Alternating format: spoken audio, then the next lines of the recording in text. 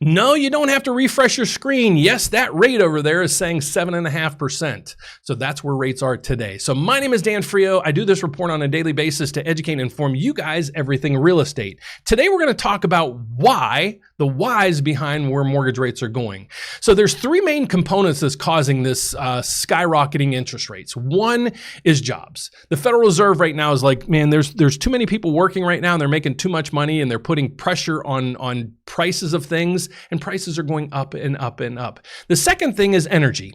What's happening to the price of oil. And then the third thing is the government. The government's posed to shut down again. Why? Because they're overspending and everybody in the government is conflicted with this. So that's what we're going to talk about today. So my name is Dan Frio. I do this report on a daily basis to educate and inform you guys real estate. What we're going to talk about today is why are interest rates going where they are. So the first thing we want to look at is seeing why what happened yesterday happened. Why did the 30-year fixed rate go up 1/8% within 24 hours? Well, to find that out, we go over our economic calendar and we look at what happened yesterday. Well, nothing happened yesterday.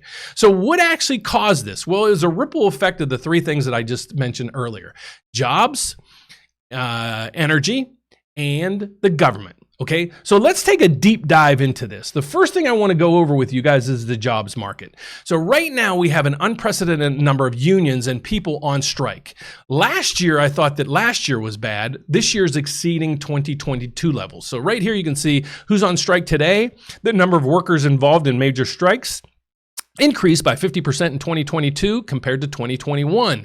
Well, now in 2023, these numbers are looking even worse. So let's kind of take a little bit of a deep dive into these numbers to make sure you guys know basically what's going on behind the scenes with all of this information. So the first thing we want to do is scroll down through here and see who is on strike. And the main reason they're on strike is better working conditions and higher wages. Now, this is also freaking out the Federal Reserve because remember about a year or two ago, Federal Reserve Chairman Powell came out and said, okay, this is going to create pain for you guys out there in the work environment where you're going to probably lose your job and you're not going to make as much money. What's happening now? People are getting more and more jobs and they're getting more and more money. Here's the numbers. So the United Auto Workers, they're expected 13,000 people on strike with a potential of 150,000 if other plants get involved. So that's a huge piece of this puzzle when it comes to the strikes. Next thing we want to go over is the Screenwriters Guild or Screen Actors Guild. There's 160,000 actors. So just between the two of those, there's 300,000 people. Well, this list keeps going on. So let's go down through here. The Writers Guild of America, 11,000. Local 11, 1,700. Johnson University, 1,700. And you're like, Dan, okay, now you're stretching. Hold on, folks. There's more. Culinary Bartenders Union, 40,000. Kaiser, 75,000. So what is that total so far? 500,000. And the list goes on, folks. I'm only halfway down through this list. Okay, so I hope you understand that part of it. This is where the federal government and the Federal Reserve is coming in saying, okay, if all these people maintain their jobs and get higher wages, there's going to put more and more pressure on products and inflation. Okay, so that's how it works. The next thing is oil prices. Now, oil prices are normally about $60, $70 a barrel, okay? And everything is priced accordingly to that and so forth. So when prices of oil hit $90, $100 a barrel, prices of everything has to go up because that's how it's produced. The screen that you're watching this video on, it was made by oil. The components of the product that you're using to watch this video, made on oil. How did you buy the product when you drove to the store to pick it up? You drove your car, uses oil. Do you understand how oil is a major, major piece of our inflation bubble?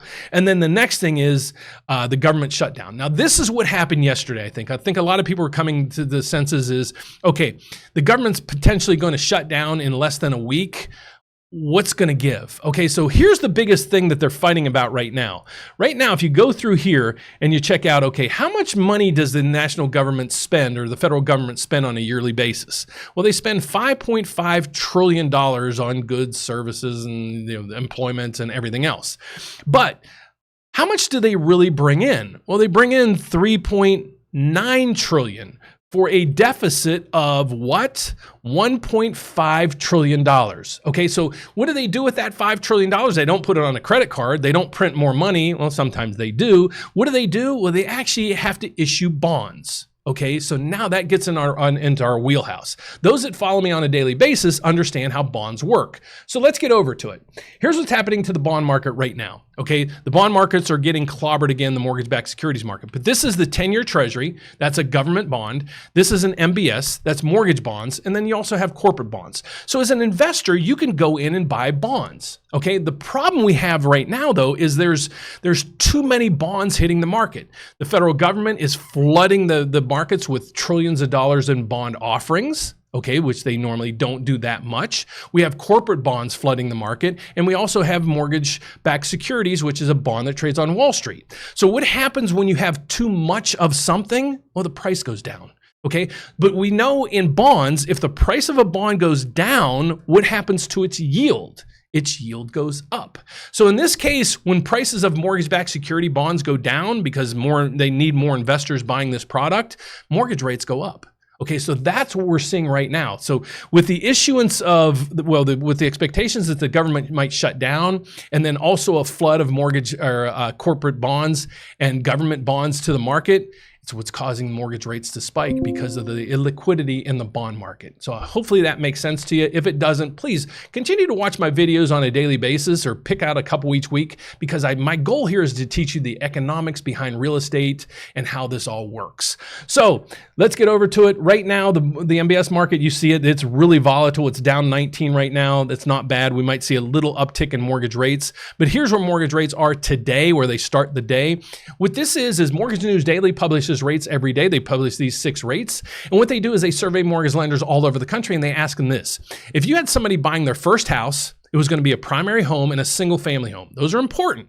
And they have a 740 credit score and they're putting down 20%. What would their rate be?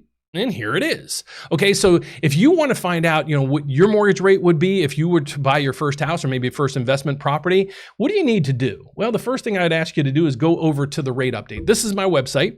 I'm a mortgage advisor licensed in all 50 states as well as Puerto Rico, and I've been doing this for over 30 years. So if you need help, what I ask people to do on a daily basis is, please, if you're looking to buy your first house or maybe first investment property, please don't disqualify yourself. Please reach out to us and we'll help you walk you through this whole process. There's 3 ways to get in touch with us. One is the Apply Now tab up there. It's a little unique. When you hit the Apply Now tab, it's going to ask you a series of questions. The reason why we do that is so you can get routed to a specialist for exactly what you're looking for.